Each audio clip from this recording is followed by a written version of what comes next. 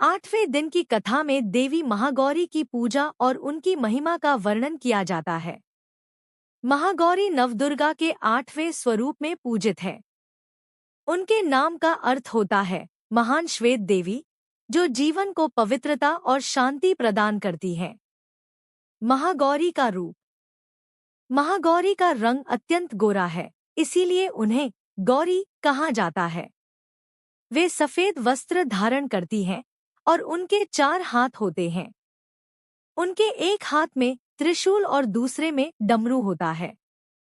उनके अन्य 2 हाथ अभय मुद्रा और वरद मुद्रा में होते हैं। वे सफेद वृषभ बैल पर सवार होती हैं।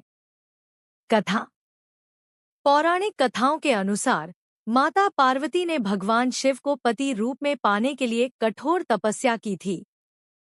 कई हजार वर्षों तक उन्होंने घोर तपस्या की, जिसके कारण उनका शरीर काला पड़ गया था।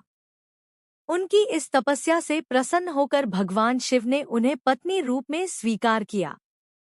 शिवजी के आशीर्वाद से उनका रंग अत्यंत गोरा हो गया और उन्हें महागौरी कहा गया। महिमा। महागौरी की पूजा करने से भक्तों के सभी पाप धुल जाते हैं और वे शुद्ध एवं पवित्र हो जाते हैं। उन्हें सौभाग्य, समृद्धि और सुख शांति का आशीर्वाद प्राप्त होता है। माता महागौरी का ध्यान और पूजन करने से जीवन में शांति और संतुलन आता है।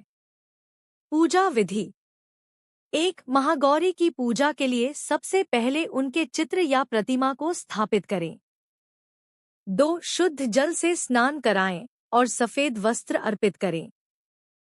3. धूप, दीप और नैवेद्य, फल, मिठाई अर्पित करें।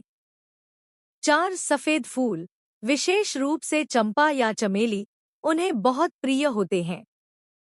5. महागौरी का ध्यान करते हुए देवी महागौर्य नमः मंत्र का जाप करें।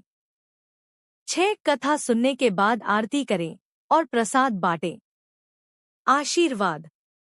महागौरी की कृपा से सभी मनोकामनाएं पूर्ण होती है।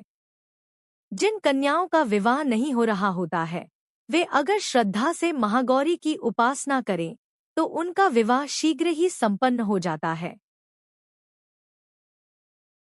कन्या पूजन विधि हिंदू धर्म में विशेष रूप से नवरात्रि के समय की जाती है। यह पूजा 9 कन्याओं की पूजा करके दुर्गा माँ के 9 रूपों की आराधना करने का एक पवित्र तरीका है। यहाँ विस्तृत विधि दी गई है। 1. सामग्री। 9 कन्याएं, अलग अलग आयु की। 1 बालक, लांगुरिया, जिसे भगवान गणेश का प्रतीक माना जाता है। रोली, चावल, मौली, पूजा की धागा, कलावा। हल्दी, कुमकुम, धूप, दीपक। फल, फूल, मिठाई, नारियल। भोजन में पूड़ी, हलवा, चने का प्रसाद। 2. पूजा स्थल की तैयारी। एक साफ स्थान पर पूजा का मंडप तैयार करें। माँ दुर्गा की मूर्ति या चित्र स्थापित करें। कन्याओं के बैठने के लिए साफ आसन, कुशन या चटाई रखें। 3. कन्याओं का स्वागत। कन्याओं को आदरपूर्वक आमंत्रित करें। उनके चरण धोएं, पानी में हल्दी, फूल डाल सकते हैं। एक एक करके उनके पैरों पर रोली, हल्दी और चावल अर्पित करें। उनके माथे पर टीका लगाएं और मौली बांधें। 4. आरती और पूजा। दुर्गा माँ की आराधना करें और दुर्गा सप्तशती का पाठ करें या माँ दुर्गा के मंत्रों का जप करें। सभी कन्याओं की पूजा करें और उनके चरण स्पर्श करें। आरती करें और दीप जलाएं। 5. भोजन अर्पण।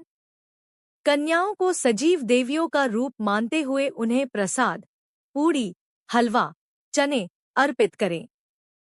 साथ ही उन्हें मिठाई और फल भी दें। 6. दक्षिणा और आशीर्वाद। कन्याओं को दक्षिणा, वस्त्र या अन्य उपहार दें। अंत में कन्याओं से आशीर्वाद लें और उन्हें विदा करें।